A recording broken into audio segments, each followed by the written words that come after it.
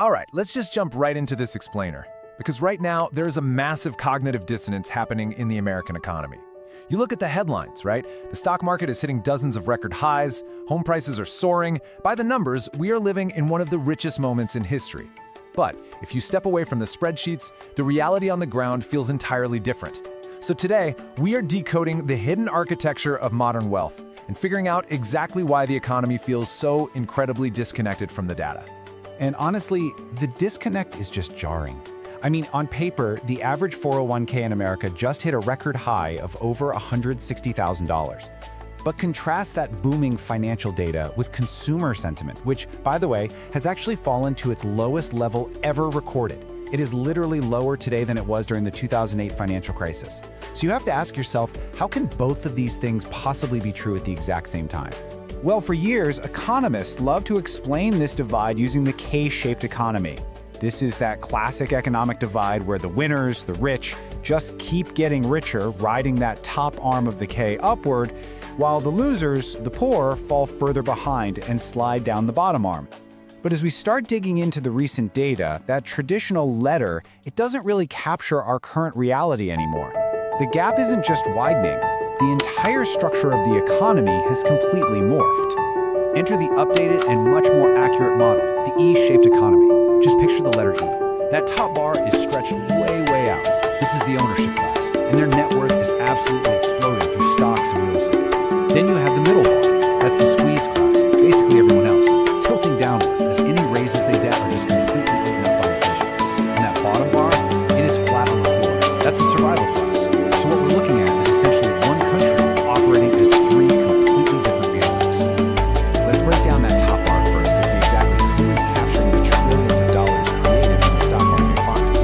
Spoiler alert, wealth doesn't fall evenly. The richest 10% of households in America own a staggering 87% of all stocks. The middle 4% owns about 12%, and the bottom 50% of Americans, the 67 million households actually running these day-to-day operations, they own just 1% of the market total. Now you might hear that most people own the same stock today, usually tucked away in the 401k, and that's true. The sheer scale of those holdings is what really matters here. For the bottom half of the country, the median stock holding is about $13,000. But for the top 10%, that number sits at $600,000. That is an astounding 48 times higher. And just look at how this plays out in real dollars. When the stock market returns an average, say 16% in a year, it creates wildly different realities depending on which economic class you belong to. For the bottom half, that 16% jump is a paper gain of about $2,000. Nice, but not exactly life-changing. But for the top 10%, that exact same market return hands them an extra $96,000. The richest households are capturing almost all of the actual gains. So how does the ownership class pull away so fast and so systematically? It's not just about passive market growth, guys. It's about how the financial ecosystem operates at the very top. To understand how this wealth gap is actively engineered, we need to look at an incredible real-time example, the upcoming massive SpaceX IPO. Right now, SpaceX is reportedly targeting a monumental $1.75 trillion valuation. But if we break down the three distinct businesses inside SpaceX, the picture gets pretty complicated. First, there's Starlink, the absolute crown jewel. It's printing cash with a massive 63% profit margin. Then you've got the rocket business, which brings in solid revenue, sure, but it's really just a fraction of the company's total valuation. Finally, there's xAI, Elon Musk's AI lab. Now, SpaceX acquired xAI for $250 billion, yet it reportedly burns $1 billion a month, and recently saw its founding team walk out the door. Because of this massive cash burn, the combined SpaceX entity actually lost nearly $5 billion last year, despite Starlink's huge success. Okay, so how in the world does a company losing $5 billion secure a near $2 trillion valuation? Well, by having the financial system quietly rewrite the rulebook to manufacture demand. NASDAQ recently introduced new fast entry rules and dropped the standard 3-month price discovery waiting period down to just 15 days. They completely eliminated the requirement that 10% of a company's shares be publicly available. And they applied this hidden multiplier rule that treats small free floats as if they were 3 times larger for index rating. They basically rolled out the red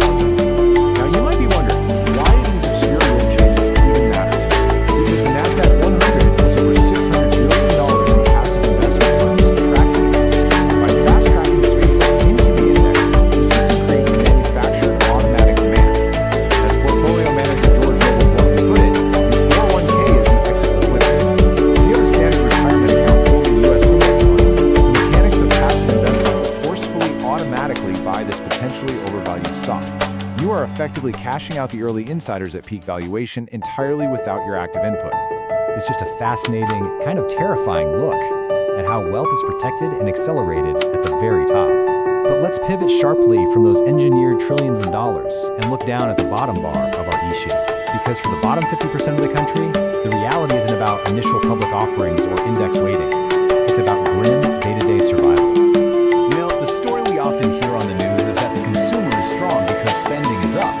But the real truth is hidden in how they are spending. American credit card debt has absolutely exploded to a record peak of $1.25 trillion. And this is happening while average credit card interest rates are sitting at a punishing 23%. Even though average hourly earnings recently went up slightly, inflation rose even higher. So any potential raise was completely eaten alive before it ever even hit the consumer's wallet. And people aren't taking on this mountain of debt to chase credit card points or finance luxury vacations either. As Mike Croxton from the National Foundation for Credit Counseling explained, we are witnessing a really disturbing shift from discretionary debt to what he calls survivor debt. A third of people carrying credit card debt cite day-to-day expenses as the primary reason. They are borrowing money at 23% interest, just trying to keep their heads above water. And this brings us to the safety net, which, honestly, for millions of people is completely gone. Data from the Bureau of Labor Statistics and the Bureau of Economic Analysis shows that for the bottom half of the country, we're talking about 65 to 67 million households here. The savings rate is actually negative. They are spending more than they bring in after taxes every single month, meaning they are running at a monthly financial loss, just sinking deeper and deeper. The squeeze is so incredibly tight right now that we're seeing some pretty alarming microtrends, like people literally financing a Chipotle burrito. More than 90 million Americans now use buy now, pay later services. While this used to be a tool for larger purchases, like maybe a new couch or TV, more than a quarter of users now say they use these installment loans just to afford basic groceries. And over half admit they couldn't make ends meet without it. So, we have the top ownership class actively engineering wealth and the bottom half struggling to buy groceries.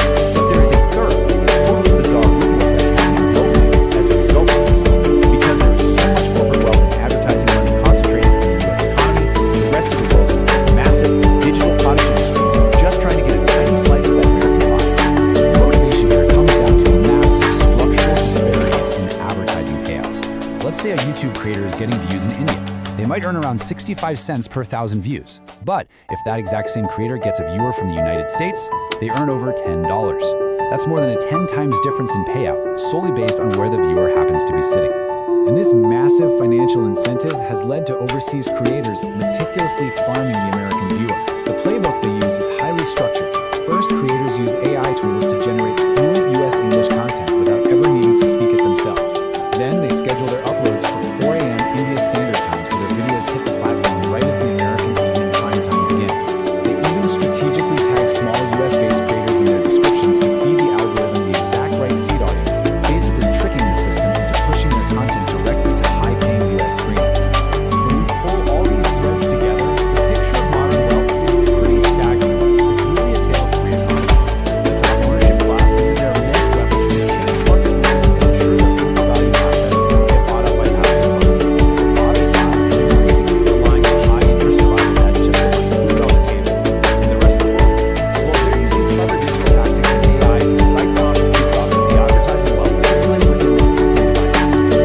It's all technically one global economy, sure, but it's operating as completely fragmented realities. And as this E-shape continues to stretch, with the top pulling further away and the bottom sinking heavier into debt, you really have to ask yourself, in this highly engineered system, which bar are you standing on? It's a tough question for sure, but understanding the hidden architecture of this wealth divide is the absolutely crucial first step in navigating it.